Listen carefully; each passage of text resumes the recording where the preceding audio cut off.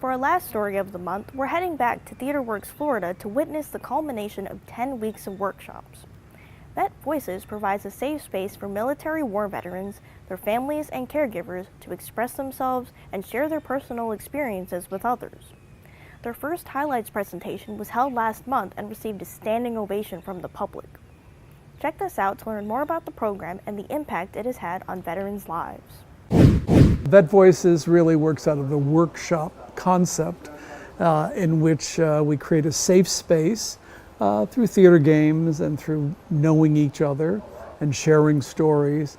And we ask them to talk to each other, talk about their lives, talk about the service, their time in the service and out of the service, and their transitions until everybody feels safe. And that takes 2 or 3 sessions. And then we ask them to write stories, and they can write them in school books that we give them, our little marble-faced school books. And then they bring their pieces in. Some of them are partial, some of them are completed, and they present them for the group for peer evaluation and to get a reaction. We didn't know in the beginning that this would all be story-based, and it's almost like storytelling, but that's what it became. And so we're flexible enough to accommodate that. We worked on acting, but acting is not what their specialty is here at this moment. And therefore, in the next group, we're going to bring in professional actors to work with the veterans. And it's been a very exciting process. It's a very sensitive place to understand. You have group dynamics, where is the place and how far you can go and when do you need to pull it back. There were a lot of emotions exhibited even tonight, as you could see. I call it the goosebump effect when a story is being told and you know it's coming from someone's gut and you feel it goes through you. To have them capture that and be able to repeat that and be able to and then have them agree in fact they want to share it. There are stories that we have not shared that they did not feel comfortable doing. The early sessions were very tense. No one knew what they were going to do or how, did not feel comfortable. Theater games help you do that. You needed to use that to open them up and just encourage a story or two. And once one story came out, someone else had something it's a slow process. And it is a process, and as Scott said this evening, I wanted to be flexible. I didn't want to say, we're going to turn it into this right now, because I want them to define the piece that's being created by them in the moment. I first found out about Vet Voices from a previous project. One of my directors had informed me about this, and what inspired me was just getting into the arts, showing people that vets are more than what you think we are. But for me, it was also therapeutic because I feel like a lot of times we're not, as veterans especially, not allowed to express ourselves. And I believe that this was a perfect opportunity for me to express myself and get a lot of things off of my chest. It exposed me to the fact that I had these emotions. I had buried them for so long. The stories, for example, that I told during my presentation, I hadn't told in 10 years. I'd forgotten about the entire story. I had to push it down so far. So that was the inspiration for me to not only come to the Vet Voices, but to also get into the arts, get into acting, and get into screenwriting to really express my emotions. It was a lot of hard, lonely nights where I was just like, man, something's bothering me. Something is bothering me. I thought I was done with the Marine Corps. I thought I was done with war. I thought I was done with all that stuff. So why do I still have these feelings like I'm incomplete? And breaking it down to those stories, just finding that point where it's like, this is where my life changed, I believe. So that's what it came down to, just finding that spot and then just bringing it out. With veterans, the thing you had to understand is no matter how old we are, we're all going to be brothers or sisters or whatnot. So, for example, one of the guys lost it a little bit when he was reading his story, and I've heard him tell that story probably 20, 30 times already. He always loses it. So I know for him to be able to bring that story out took a lot. And today, when he was losing it, I just put my hand on his shoulder just because I knew that would help him realize that he wasn't in that place anymore. It's over, and your brothers are here, you know? So that camaraderie, I think, is strengthened. And I've been hanging around vets for most of my life anyway, coming from a big military family. So yeah, I think that this was definitely an experience that brought us closer together and made me understand a little more about other veterans' experiences.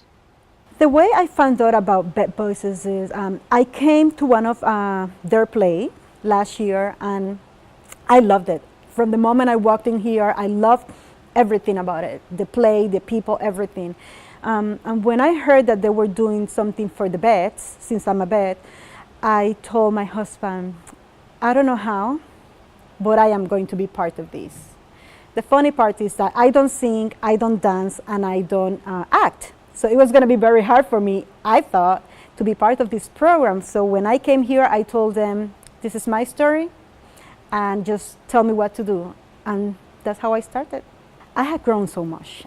If you asked me 3 months ago if I was ever going to do something like this, I probably would have said no.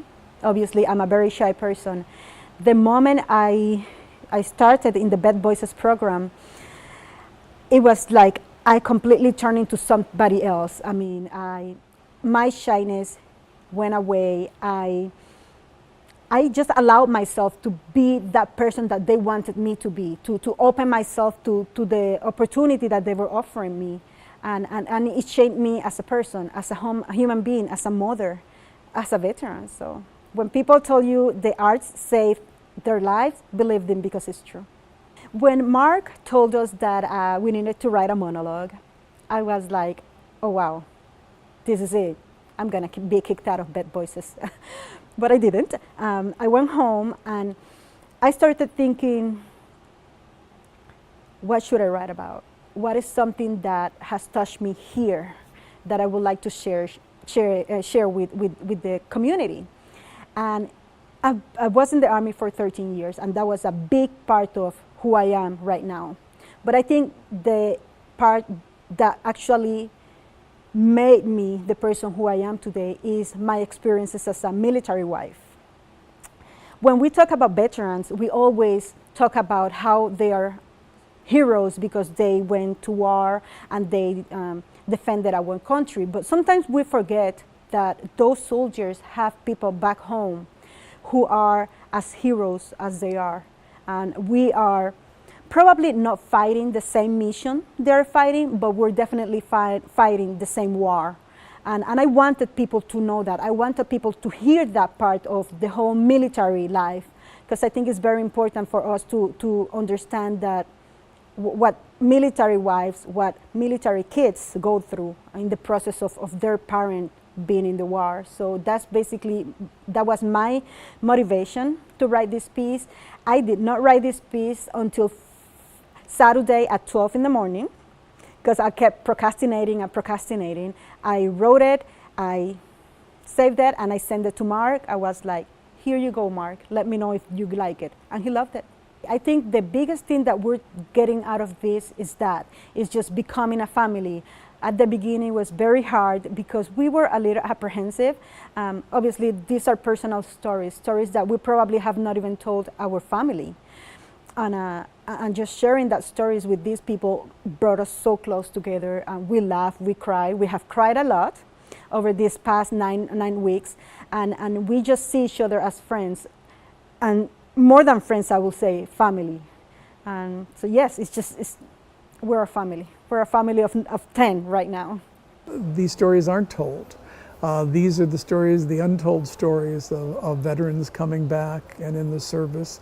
I think there's as they said, 1% of the population is in the service, and the rest thank you for your service is what they say, but they really don't know what they go through. And these people have gone through a lot for the country, and personally are dealing with it today, even at 84 years old, okay, are still dealing with it.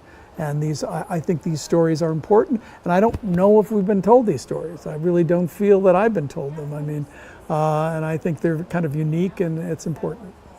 These are your friends, these are your brothers, your sisters, your neighbors. There's nothing really that special about us except that we signed up for a job when we were young, and that job so happened to be to protect a nation. So when a person who is not a vet or who does not have any experience with other veterans, I would just say, again, keep an open mind, keep an open heart, and realize that we are human. The military is something that not everybody knows about because they either have never served or don't have people who have served in their families. And I think coming to see us will give you that perspective that you are missing right now. Just give us a chance. Give us a chance to show you who we are, what we have done, and what we want to do in the future with our military experience. I think this was a great experience. I'm going to keep going on with it, and I hope it grows to be a lot bigger than what it is now. If you or anyone you know would like more information about Vet Voices, email vetvoices@theatreworksfl.org. And if you missed the first highlights presentation, you can find all of the participants' stories on our Polk Government YouTube channel.